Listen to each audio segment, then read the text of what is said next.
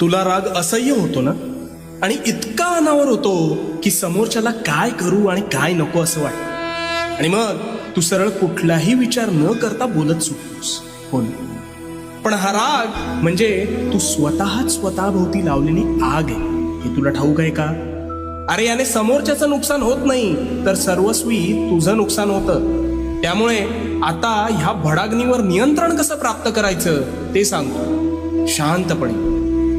तू रागात असतोस त्यावेळी तू सर्वात अविचारी असतोस, म्हणून तू त्या आवेशात हवं नको ते बोलतोस, आणि बोललेला शब्द हा कधीच परत घेता येत नाही.